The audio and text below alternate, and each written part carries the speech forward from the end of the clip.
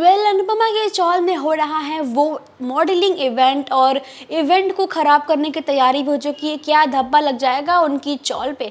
आप सभी का स्वागत है टेलीविजन पे लाइव इंटरेस्टिंग अपडेट्स टीवी की दुनिया से, जहां आप देखोगे भाई के अनुपमा के शो में नया बवाल आ चुका है। जिस इवेंट के लिए, जिस महिलाओं के लिए ये इवेंट रखा जा रहा था, वो हो गया था कैंसिल। और फिर अनुपमा ने कहा कि हमारे चौल के पीछे बहुत बड़ा पार्किंग का मैदान है, हम वो इवेंट कहाँ वहाँ कर लेंगे। और पहली बात, वो इवेंट हमारे लिए हो रहा है ना, महिलाओं के लिए हो रहा है, जो धीरे धीरे कुछ मिडिल क्लास महिलाएं करती हैं, अपने हाथ अपनी कला दिखाएंगी। तो हम खुश हैं, ये इवेंट हम ऑर्गेनाइज करेंगे, क्योंकि अगर आपके पास टाइम नहीं है, प्रॉब्लम्स हो रही है, तो हमारे पास जगह है, हम चौल वाले मिल के वो इवेंट को ऑर्गेनाइज करेंगे। वहाँ पे जो इवेंट की हेड होती हैं उनको बुरा लगता है भाई, उनको लगता है कि इतने बड़े सेलेब्स आने वाले हैं, इतने बड़े लोग आएंगे, रजनी देसाई नगर सेविका आएंगी, वो तुम्हारे चौल में आएंगी। बस फिर रजनी देसाई वहाँ पहुँच जाती है। भाई रजनी देसाई कहती हैं कि तुम्हारे लिए वो चौल होगा, मेरे लिए वो मिट्टी है जिसको मैं चूमती हूँ। यानी ये बंगलों की ज़रूरत नहीं है जहाँ तुम बैठते हो, हवा हमें हाथ हिलाते हो, पैर हिलाते हो। यहाँ के चौल वाले भी वो चीज़ दिखा सकते हैं, वो इवेंट ऑर्गेनाइज कर सकते हैं, जैसा कि आप लोग कर सकते हो। यानी भाई रजनी का सपोर्ट पाते हैं, अनुपमा खुश हो जाती है और अनुपमा राही को मिलवाती है। और राही जब उनसे मिलती है तो राही को उनकी वाइब में थोड़ा सा खट्टास दिखता है।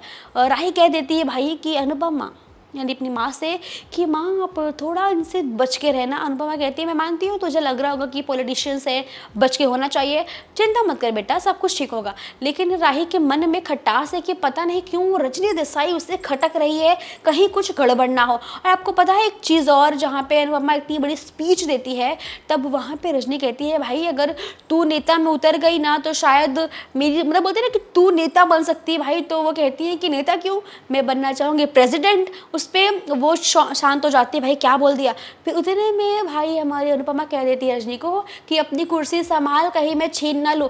रजनी का फेस लिटरली इतना सा हो जाता है, मतलब शॉक्ड हो जाती है भाई कि सही में। तो कह देती है कि तो मेरी कुर्सी छीन जाएगी अगर तू आ गई राजनीति में। तो फिलहाल ये मस्ती मजाक में होता है, लेकिन रजनी की आंखों में अनुपमा को लेकर इनसिक्योरिटी दिखाई देती है, जिससे वो अनुपमा से जल रही हूँ, न जाने क्यों पर जल रही है, ये साफ साफ दिखता है।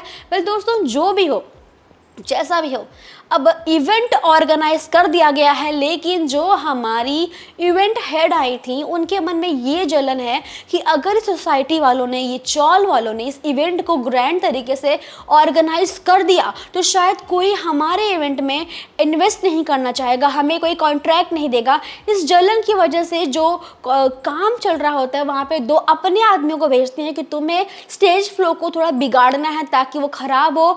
मतलब जब इवेंट चल रहा हो उस वक्त वो स्टेज खराब होना चाहिए, इसकी कॉन्ट्रैक्ट हो जाती। जहाँ अनुपमा वगैरह को शक भी होता है कि आदमी काम कम कर रहे हैं, फ़ोन पे ज़्यादा है, गड़बड़ लगती है।